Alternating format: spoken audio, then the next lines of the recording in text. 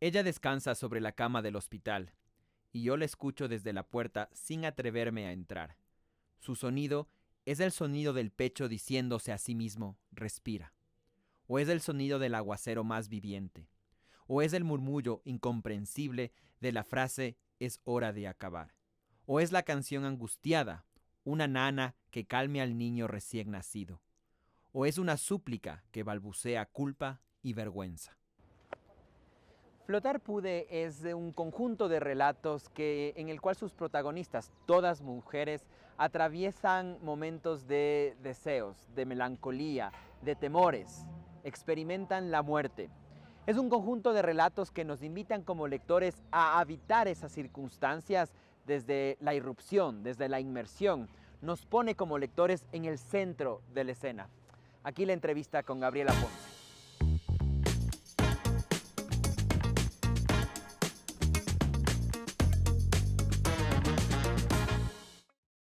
Hola, nos acompaña en esta ocasión Gabriela Ponce, ella es escritora y dramaturga. Actualmente está a cargo de la Fundación Teatro Sucre y ha escrito este libro de cuentos que se llama Flotar Pude, que es el motivo del diálogo de hoy. Gabriela, gracias por acompañarnos. ¿Cómo estás? Muchísimas gracias, feliz de estar aquí, muy impresionada por este espacio. Muchas gracias. Felicidades. Cuando pensaba en qué decir para introducir a Flotar Pude, ¿no es cierto? Entonces pienso que es un libro que expone a voces, sobre todo voces de mujeres, a unas experiencias que nos invitan a habitar momentos, yo diría, difíciles, ¿no es cierto? Momentos de angustias, de duelo, de melancolía. Y en palabras de Andrés Cadena, que hace tu contratapa en el libro, ¿no? Dice, este libro las mujeres atraviesan y son atravesadas por deseos, por temores, añado yo, por recuerdos, por melancolías. ¿Le hace justicia esta descripción a lo que tienes aquí en el libro? Yo diría que sí, es decir, hay, como dices tú, hay fundamentalmente una sensibilidad femenina, digamos, que está expuesta, ¿no es cierto?, en todas una serie de experiencias, yo diría muy alrededor del duelo, ¿no?, de la pérdida, del duelo, en ese sentido también de la reconstrucción de la memoria de lo perdido. Y en esa medida sí creo que la melancolía, por ejemplo, es una de las emociones que están muy presentes y que estuvieron muy presentes en la escritura. Una de las cosas que me sorprende del libro, o digamos que más me llama la atención, que es un libro que trata, como tú dices, la melancolía, el vacío, el duelo y todas estas sensaciones, ¿no? Muy de sensaciones del libro, tienen una contrapartida física en el cuerpo de la mujer. Entonces tú describes en estos relatos todas estas, reitero, sensaciones y emociones que están experimentando, pero tienen un reflejo físico. Cuéntame un poco sobre esto, cómo lo trabajas o cómo lo reflexionas. Sí, bueno, me interesa particularmente estos, digamos, estados del cuerpo, precisamente, ¿no? Cómo está el cuerpo manifestándose en la experiencia de la pérdida, del dolor, y también en ese sentido de la reconstrucción o de la escritura como la reconstrucción, el intento de recomposición de una experiencia afectada, dolorosa, digamos, desde la materialidad del cuerpo, ¿no? Es decir, creo que ahí hay una búsqueda y una investigación de hacer una escritura que esté muy conectada con la vitalidad de la sensación física, de todo lo que implica, digamos, también la experiencia del trauma, pero muy desde la materialidad, ¿no? Entonces creo que sí hay ahí una intención de capturar esa experiencia corporal. Como decía, hay un libro de muchas sensaciones que nos lleva a habitar estos espacios, reitero, que son de angustias, que nos movilizan o nos desconciertan en ciertos momentos de vida de que están pasando estas personas, estos protagonistas. Pero a la vez lo veo un libro que, por ejemplo, en el lenguaje, hay párrafos en donde podemos estar gramaticalmente, digamos, desde la sintaxis, en un presente, en un futuro, nos imaginamos un futuro, pero estamos en el presente y volvemos al pasado. El nombre del protagonista no parece tan relevante, sino habitar estas sensaciones que me parece que las redactas desde la irrupción, ¿no es cierto? Como para estar en ese momentos de angustias. Y a mí la sensación que tengo es que como también tienes un background en el teatro, yo no sé si esto te ha ayudado o cómo cohabitan estas dos cosas, ¿no? La narrativa y el teatro o cómo confluyen en esta obra. Sí, bueno, como dices tú, el teatro, yo me he formado también en teatro, he estado dirigiendo también teatro mucho tiempo, trabajando, digamos, en investigaciones escénicas, entonces tiendo a escribir mucho desde la imagen, por ejemplo, ¿no? Las imágenes son disparadoras de escritura para mí. Tiendo también a tener digamos, una atención al ritmo, ¿no? El ritmo para mí también es muy importante en la medida en que el teatro está planteado y se escribe para ser escuchado. Entonces, esa relación con la escucha es una relación que a mí me interesa mucho. De hecho, tengo una práctica de estar siempre leyendo en voz alta lo que escribo en función de generar ese ritmo al que me interesa. Y en términos de lenguaje y esto que planteas tú de estas rupturas en la sintaxis o de estas exploraciones también temporales sí son importantes.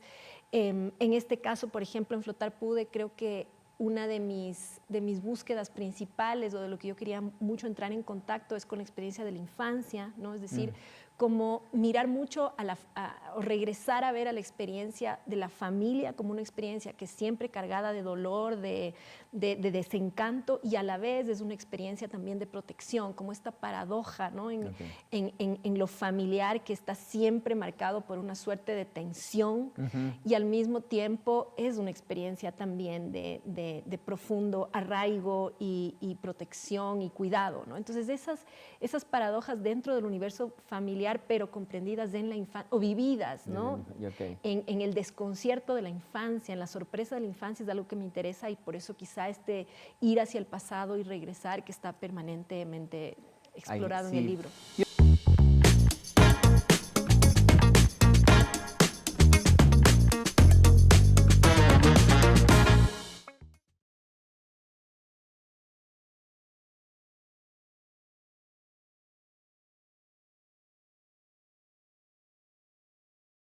Una técnica, un mecanismo mediante el cual los personajes literarios cobran vida, se escuchan a sí mismos y empiezan a dejar que ese escucharse les afecte.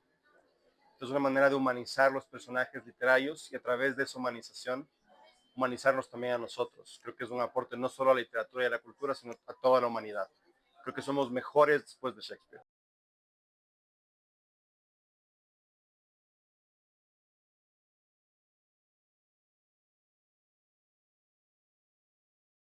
Porque no hemos encontrado a alguien mejor que Shakespeare, no hemos encontrado un Shakespeare 2. Hasta que lo descubramos, nos toca seguir leyéndolo, seguir escuchándolo, ponerlo en escena, robarle textos, recortar sus obras, alargar sus obras, y es un juguete con el que tenemos que jugar hasta que encontremos uno mejor.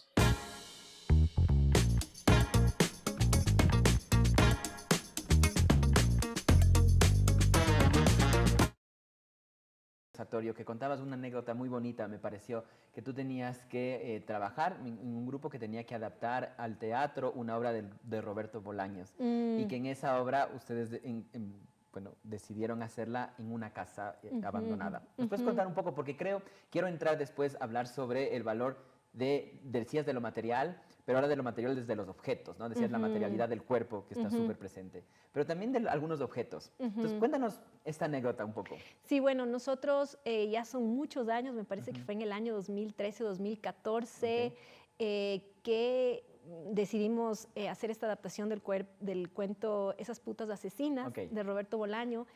Fue un cuento que cuando yo lo leí, lo vi en escena. Fue como, esto tiene que estar en escena, me interesó mucho.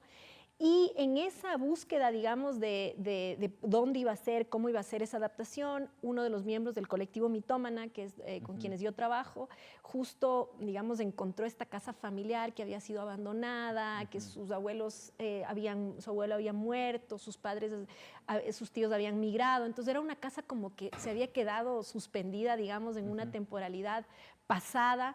Y cuando entramos fue como, este es el escenario perfecto para que habiten estos personajes, que son personajes desolados, que son personajes, en ese sentido, un personaje, digamos, femenino y una historia de amor marcada por esa angustia, por esa desolación. Y claro, la casa se mantuvo tal cual, fue como la premisa de investigación escénica fue, todo va a salir de aquí, ¿no? La escenografía va a ser la casa, los trayectos de recorrido del público van a ser la casa y los objetos.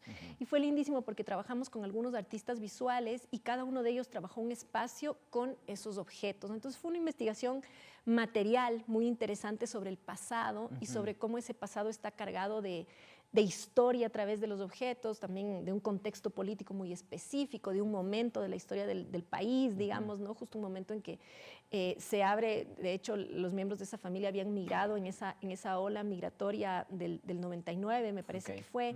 Entonces, creo que era interesante también ese espacio como porque nos revelaba un contexto familiar y a la vez un contexto social. Yo te pedía que nos compartas la anécdota porque justamente en tus cuentos hay estas, digamos, elementos con los objetos que son llamativas, que le dan coherencia narrativa, ¿no es cierto?, a lo que está pasando en los relatos. Uno puede ser el ojo de vidrio de tu abuela, o de la abuela, perdón, o también puede ser la caja de maquillaje. Entonces utilizas mucho este recurso del objeto justamente para lo que nos estás contando, ¿no? Sí, precisamente creo que esto que señalas es muy importante porque también tiene relación con el teatro, ¿no? El teatro es una experiencia y digamos, está muy anclado en la materialidad. Y a mí me interesa el objeto precisamente en esa condición en la que se deja escuchar, en la que revela, ¿no? Cuando el objeto es escuchado, cuando más allá de su funcionalidad tiene que contar una historia o tiene que contar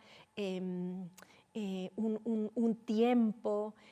Siempre los objetos están cargados los objetos que tienen historia, ¿no? Los objetos que tienen potencia en ese sentido están cargados de un afecto, de un tacto. Entonces, todo lo que el objeto carga es aura, ¿no?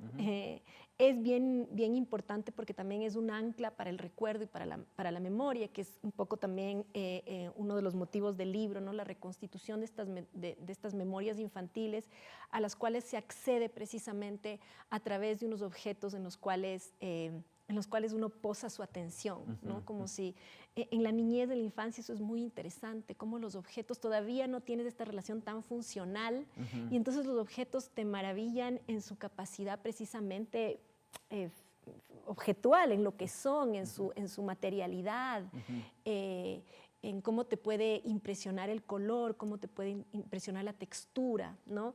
Entonces, creo que ahí hay todo un mundo que se abre, que se revela para la escritura a través del recuerdo de esos objetos, de la presencia de esos objetos. Yo soy también una persona muy, digamos, una suerte de coleccionista que siempre anda como buscando esos objetos y en esa medida también me dejo acompañar y mi escritura está muy mediada por ellos.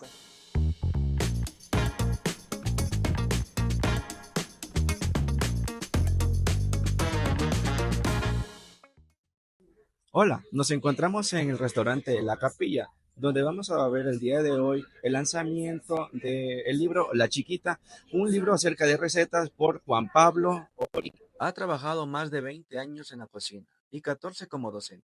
Hoy presenta Chiquita, un homenaje a su abuela y a la cocina casera que marcó su infancia. Mencionaste una palabra que es importantísima, que es la memoria.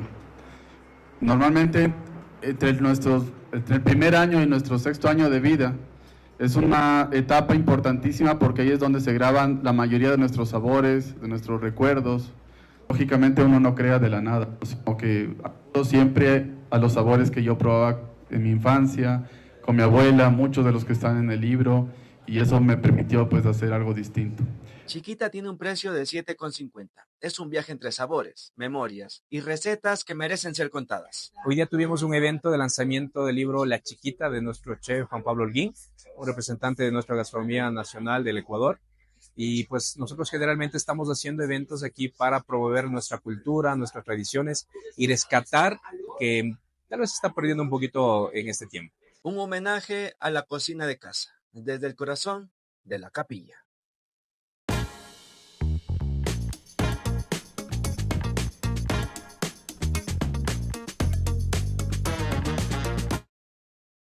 cuento de la abuela y su ojo, hablas justamente, la protagonista habla que será parte de su colección, que ya la tenía, ¿no? Como más o menos Ajá, armada. sí. Me gustaría tal vez pasar a hablar sobre algunos de los temas que tratan estos relatos. Hay dos para mí muy presentes. La muerte es uno de ellos y la otra es la condición de mujer en esas experiencias que seguramente, obviamente, solo de mujer se pueden experimentar, que tienen que ver con la maternidad por un lado, ¿no es cierto? Pero háblame un poco de la muerte y cómo piensas en este tema, cómo lo trabajas, cómo lo reflexionas, porque está presente en varias partes de estos relatos.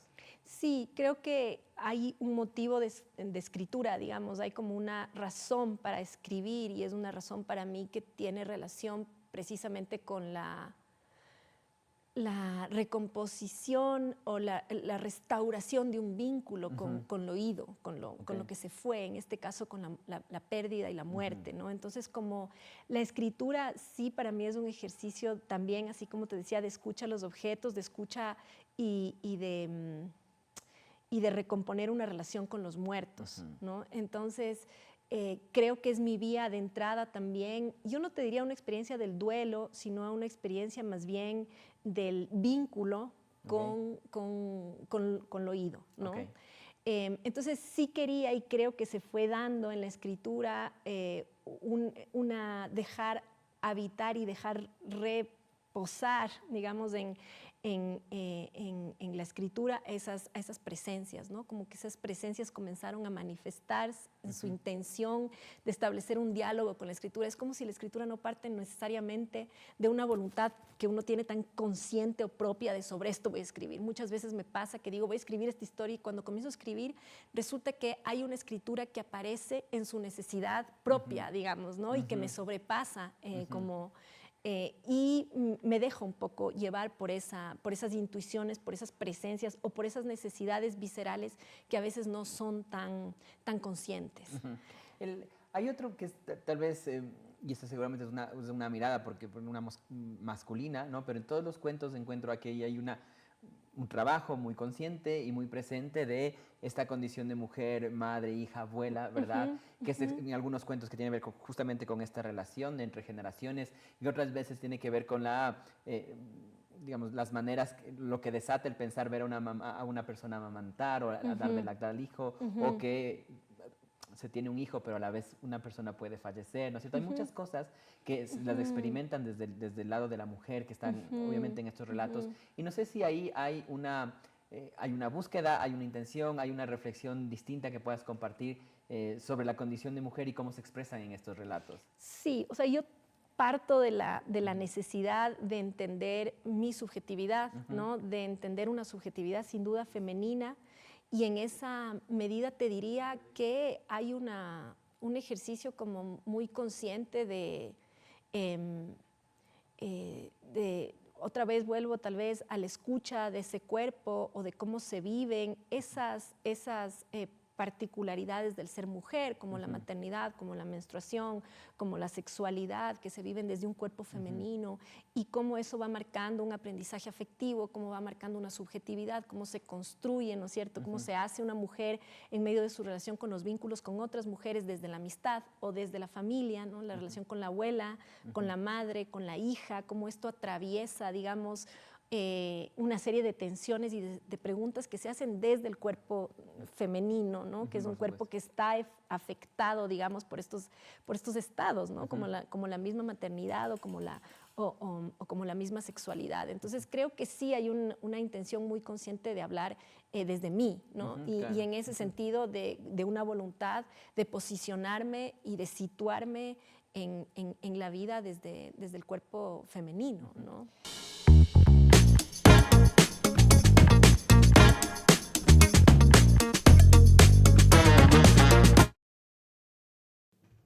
Que las emociones más profundas e íntimas cobren vida en un relato fusión entre la realidad y la ficción ahora es posible.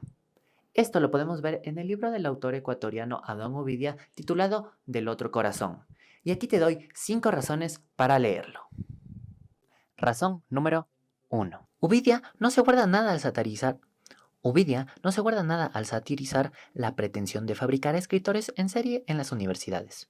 El cuento Fabricar un escritor es un claro ejemplo en este sentido, con su irónica pero cierta carta de los grandes escritores del pasado como lo son Dostoyevsky, Kafka, Proust y Faulkner, dictada a una especie de medium, que ofrece una receta absurda para crear escritores. Esto permite que el lector entienda que no todo libro tiene un propósito más allá del comercial. Razón número 2. A lo largo de la mayoría de los cuentos hay una fuerte carga de crítica política hacia las instituciones y convenciones, ya que se dogmatiza mucho el hecho de cómo se escribe, y aquí el autor hace una referencia irónica que hay una escuela que ahora dogmatiza a todos los escritores que pueden haber en el mundo bajo los grandes profesionales de la escritura, algo tradicional y que a veces se olvida la esencia de la escritura. Además, los lugares que se usa, por ejemplo, Quito, aunque puedan parecer un poco banales, en realidad nos transportan a una realidad que podemos compartir como lectores, porque si bien algunas historias son de ficción pura, al momento de transportarnos a una realidad que convivimos todos, podemos llegar a entender más el entorno y a sentirnos más identificados, no solo como lectores, sino como ecuatorianos, priorizando la cultura latina. Razón número 3. Los cuentos desde la mirilla, Oscuro Confesor y El Círculo se distinguen por mezclar elementos inquietantes, irónicos y poéticos de una manera poco común. Los lugares donde se desarrollan las historias, ya sean un ático, un hospital o una antigua casa familiar, crean una atmósfera con mucha carga simbólica que lleva al diario vivir. En consecuencia, la obra se convierte en una experiencia inmersiva que distorsiona lo ordinario y lo transforma en un material literario con cierto dinamismo, lo que fuerza al lector a trasladar estos cuentos en su confrontación con sus propios temores y prejuicios. Varios cuentos te sumergen en una atmósfera muy inquietante que hasta cierto punto rompen con la realidad que conocemos y la distorsionan de tal manera que te llevan a vivir estas experiencias en primera persona a las adversidades que te tienes que enfrentar bajo los criterios de la mente humana y también bajo las adversidades que sufrimos como seres humanos en panoramas cotidianos. Además, podemos tomar como ejemplo el caso de la tía Doña Clara. En el relato Sus visitas, la figura de la tía Dora, con su aura de portadora de malas noticias, perturba e incomoda la infancia del narrador y deja una huella imborrable de un temor intangible. Razón número 5. Los cuentos de Ovidia son muy adictivos, en mi opinión. Tiene una forma de lenguaje muy ágil y directa y también el misterio de sus historias te engancha hasta leerlo al final. Y creo que es importante apreciar la literatura ecuatoriana y este tipo de historias. Te ayudan a conectar más y a ver que en Ecuador hay muy buenos escritores como Ovidia y te ayuda a apreciar la literatura e incluso podemos transmitirla a más conocimiento, a más amigos, a más familiares. Entonces es una buena forma de esparcir cultura.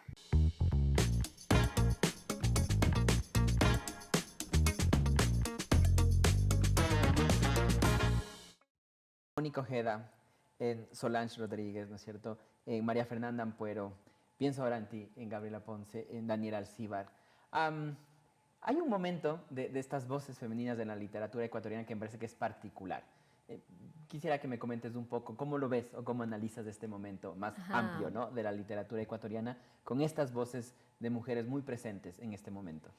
Sí, a mí me parece que ha sido fundamental y que responde a una lucha histórica, digamos, del hecho de que se haya visibilizado la escritura de las mujeres, que es una cosa que siempre ha existido, pero que lamentablemente no se visibilizaba y no se atendía con la fuerza que se hace hoy. Entonces, creo que, sin embargo, siempre corremos el peligro de pensar en que la escritura femenina o la escritura femenina ecuatoriana o latinoamericana es una cosa o es así o se puede categorizar, digamos, cuando responde a unas particularidades, a una heterogeneidad, a unas búsquedas del lenguaje en su relación con el lenguaje, en su relación con la misma escritura, que son muy particulares. Entonces, creo que sí hay que tener cuidado a la vez que uno reconoce este momento tan importante, ¿no es cierto?, en el que surge y en el que se visibiliza editorialmente también de manera internacional un reconocimiento importante, que pensemos en que esas son escrituras muy distintas, muy diversas, que cada uno se sitúa, ¿no es cierto?, en su relación, como te decía, con el lenguaje, con la escritura, y que siempre, que siempre nos cuidemos del riesgo de generalizar o muchas veces incluso que miremos con sospecha ciertas exigencias editoriales, ¿no? Las mujeres tenemos que escribir así, ¿no? O de estos modos se espera que las mujeres escriban de una manera o se les exige cierta escritura. Entonces creo que es un momento para pensarnos y para pensar precisamente en la diversidad de la escritura de mujeres en el mundo, ¿no? y en nuestro continente particularmente. Vale. Y yo, como te decía antes, ¿no? Justo de entrar a grabar el episodio, te decía que Café con Letras tiene la intención seguramente de acercarse a un público más joven, pero también de que ese público vaya escuchando libros y autores. Entonces no quiero ponerte, que te sorprendas mucho, que te va a sorprender, pero quiero que nos recomiendes 2 libros a ese público que nos está viendo, libros que te hayan gustado y que recomiendas su lectura y brevemente por qué. A ver, pensemos en 2 libros que últimamente, digamos, también me hayan conmovido. Estoy pensando que ahora mismo estoy leyendo, pero me voy a fallar en el nombre de la escritora porque es una escritora holandesa, pero Volar es como caer, se llama. Yo estoy muy interesada hace muchos años de leer mujeres porque creo que hay una deuda histórica en nuestra formación, ¿no? Entonces esta es una mujer holandesa que escribe precisamente alrededor de su relación con el padre, ¿no? Y creo que ahí en esa tensión en la relación hija-padre y con un padre que es un padre muy, digamos, muy violento, pero además es interesante porque es abordado desde su complejidad y creo que eso es lo que más me interesa, ¿no? Una figura muy compleja, se revela, digamos, la experiencia de la relación afectiva entre esta figura, digamos, patriarcal y su familia, ¿no? Como te digo, la obra se titula Volar es como caer, creo que es una obra que me impactó, que me está impactando muchísimo porque la estoy leyendo ahora mismo. Te cuento que también hace poco descubrí a una escritora alemana que se llama Esther Kinsky, que es una autora que publica en Periférica. Acabo de leer, bueno, algunos de sus libros, pero el año pasado leí Arboleda y ahora estoy leyendo El río. Tengo varias lecturas a la vez y es una lectura que me conmueve muchísimo, sobre todo porque es como entrar en otro ritmo, ¿no? Es una lectura que está muy anclada en la descripción del paisaje, es una escritura muy contemplativa. Te diría que casi no pasa nada, sino que hay una enorme capacidad de describir y de capturar la experiencia del paisaje. Entonces, Esther Kinsky es otra de mis recomendadas. Yo te diría que ahí van 2. Muy bien. Gabriela, muchas gracias por acompañarnos. No, te agradezco a ti. Muchísimas gracias. Muchas gracias. Y a ustedes, como siempre, los leemos en los comentarios, a ver tal vez que otro autor que nos mencionan y que pueda visitarnos, y nos vemos en la siguiente entrega de Café con Letras. Un abrazo.